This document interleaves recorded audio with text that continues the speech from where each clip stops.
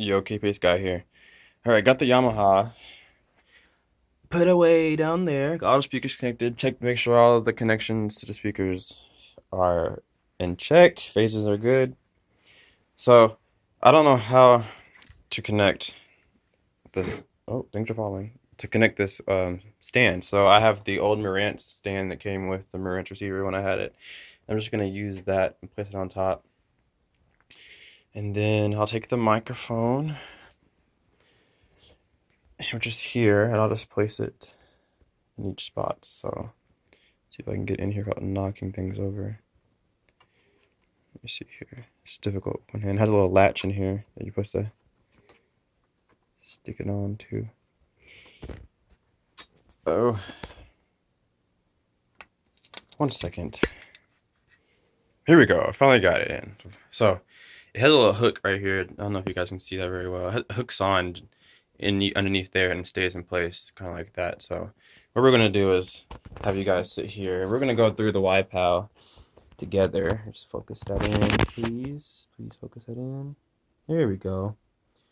We're gonna go ahead and sit through the calibration together. I've never been through YPAO calibration before, and I think it'd be cool to go through it so you guys can see how it goes. So after hooking up the microphone, you get this page right here. So on your left, you have with the purple over there, it says measure, multi-position, angle height, and results. So after we've measured it, we can go here and see what's been done. Here we go.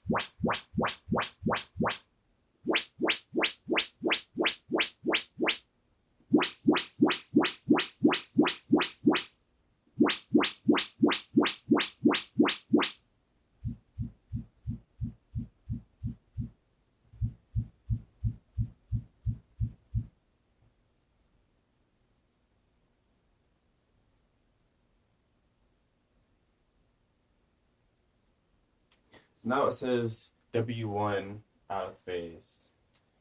Not too sure exactly what that meant. W1.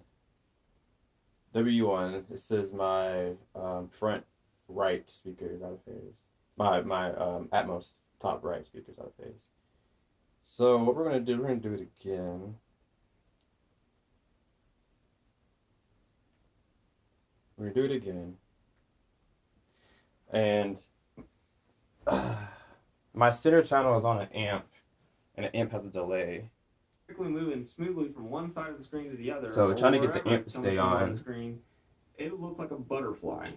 It judders. Here we go. It skips and judders all the way around. And that's not just for small moving objects. That literally can be for anything that just can't keep up. Okay, we're gonna do this again, and this time the center channel is gonna be included. It wasn't included in the first test, so we're gonna fix that right now.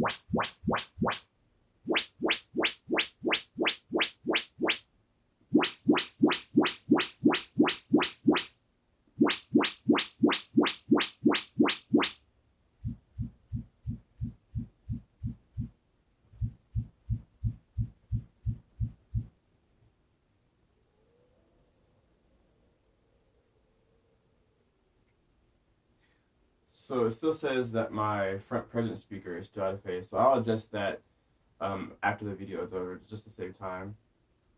So we're gonna save this, and your YPAO is complete. What the hell's going on? I know last year on the curve to EG 9600. So like that's YPAO. So my opinions initially, setup is that's the fastest that I've ever seen. You see, guys, that took maybe 2 minutes to do one setup, and then we did another 2 minute one to do a second run. So setup is very easy. Although I do want to go back because I think I need to change one thing. I need to change. No, I don't need to change that. Let's go ahead and check the results real quick. So with the wiring, it says that in position 1, my front presence right speaker is out of phase. So I'll adjust that later. The size has everything. It has I'll have to fix that.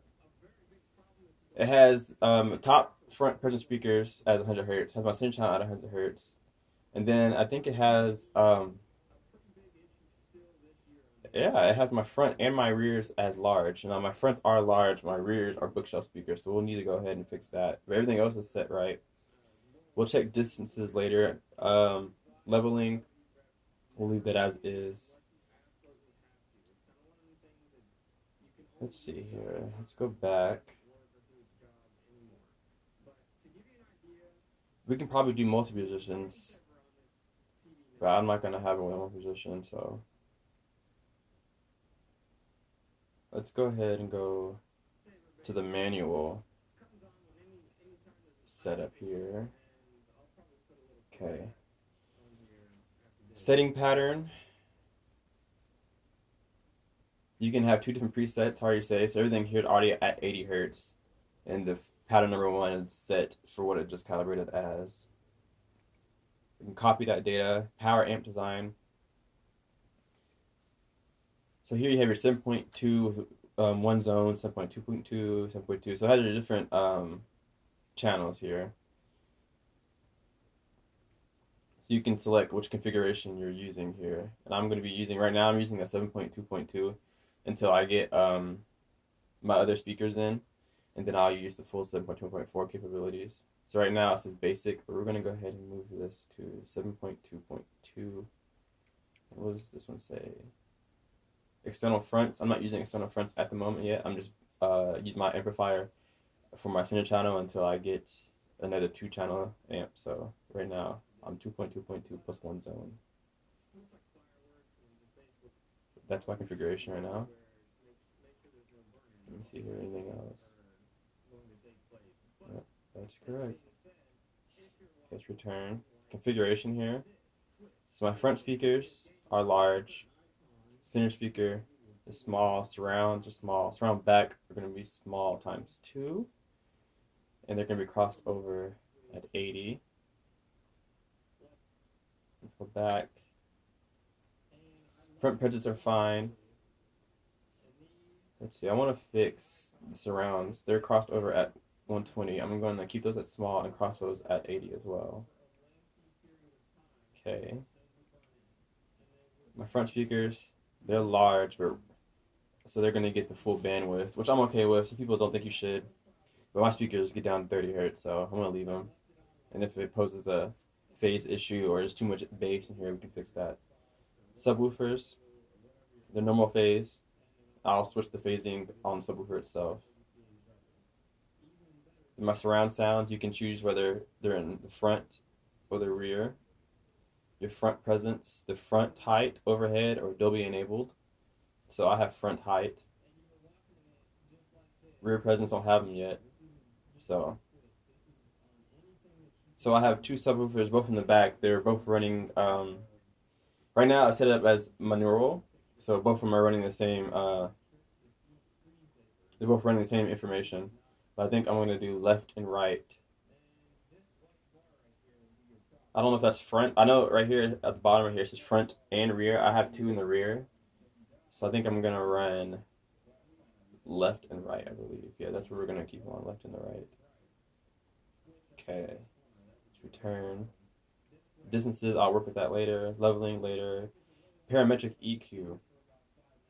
So you have flat, front, natural, and through. I'll play with those later on and then give you guys my input on which one's the best one to use. Right now we'll leave it on the front.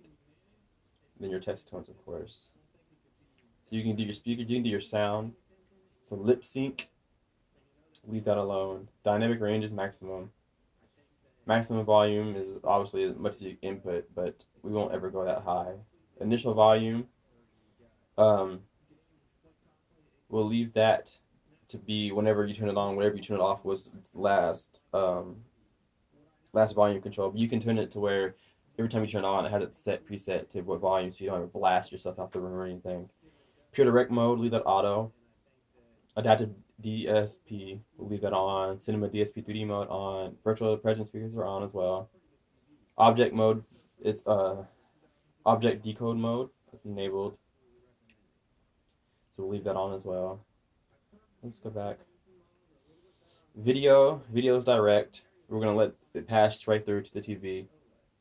But if we go to processing, we can change the resolution to auto, 4K, 1080p, etc. We'll leave it on auto. Our aspect ratio is passed through, but usually 16:9 is your normal aspect ratio. And then you can adjust your video. But we're not going to adjust the video. We're going to leave it completely up to the TV how I had it. Next, we have HDMI controls. HDMI control on, of course. R.S.C is on, and auto standby sync. So when you turn off the receiver, it still passes through that last input that you had in case you wanted to still watch TV without the surround sound on. So we'll leave that on. Network connection is going to be wireless, but we'll do that after the video. Oops, let me do that. Next is Bluetooth. We'll work on that after the video is over. Here's your where you set your zones out. Your multi-zone set, zone 2, 3, and 4. Your monitor out. That's your main. Monitor out 2 you can assign to his main, or you can put it as another zone. In party mode is that everything gets the same signal. Function, so input assignment, we'll work on that after the video. That's where you can input, so AV1 could be Blu-ray, and AV2 could be Xbox, and then you can name your inputs, of course. Display set, you can dim the front of your, receiver just in case you don't want it so bright. You guys can't see it in the video, but the receiver dims depending on how low you want it to go. You can have short messages on or off, so you can see what input you're in and what decoding you're using. And then your wallpaper. This is when you go into the menus or something, or when you listen to music, and you're like, let's say you're using Spotify, and if you don't have album art or something, or using a USB dongle, you can have the piano in the background, or you can have the gray just as the background. So piano looks better. Your trigger output, so if you're triggering out to like a subwoofer or something, you can have a send to output so it can feed it signal, but I'm not going to be using any of that. I keep pushing that button, man. Here you have your auto power standby, so you can have your receiver turn itself off after so many hours, which I won't use. Eco mode reduces the power consumption, but doesn't really affect the performance. But I'm going to go ahead and leave it off for now. I know I use it on my Marantz. Your language here, and then back to your speaker setup. So here on the left side, you have the column here. You have setup, what we came out of. Information tells you about your signal. So right now we're in PCM. 7.2.2 is my channel setup, and then the grid here shows the configuration that you're using, your output. Your video signal here, 4K at 60 hertz, using it out from the HDMI 1. It shows you what video resolutions your current HDMI is able to pass through, and then it has your information for your network as well as your system. Right now your speaker system is 8 ohms. I'm going to change that down to 4. And then your zone 2, 3, and 4 shows that if you're using zones. So let's go back here again. Your scene selection. So if you're using a Blu-ray movie viewing, then you have that. You have your TV, your net audio listening. So this is your different inputs if you want to use those. So right now we're in AV1, which is HDMI 1. So that's what we're viewing now.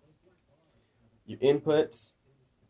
Right now, Xbox One is what it detects, so that's Xbox One. Here's Blu-ray, so you can pretty much just switch to your sources right from the TV. You don't have to find the remote or anything like that if you memorize your buttons. So that's really good. Here we have DSP programming, so you can change what format of decoding you're using. Right now it's a 9-channel stereo just to make sure all speakers are working. But we're gonna go ahead and find. There's a ton of Yamaha has the most DSPs. They're known for that. But we're gonna keep it pretty simple here. I'm just going through them all. 2 channel, 9 channel. You have your straight surround decoder, enhanced, mono movie, drama, sci-fi. You have your standard here too. So we're just gonna put it back on surround decoder. Beautiful. If you press up here, you can pick your decoding type here. So we'll mess with this a little bit later. We'll go back here. Next is back up to setup. So that's your menu that you have. So I'm going to play with this a lot, see what everything does. Here you go. There's options. You can change your treble and your bass, but we'll let that be bypassed right now. Oops. YPAO volume. Things like that. So there's a lot of things you can do with this. So I'm going to have to sit here and go through everything, see what everything does, and then I'll give you guys another video of the whole Yamaha experience and what I think about it. So I'm about to be watching movies all night long today. I already can tell. So get ready for another video. I have more about the Yamaha. I have another video about Atmos when I get my other speakers in, and it's been fun. So Kpaceguy out.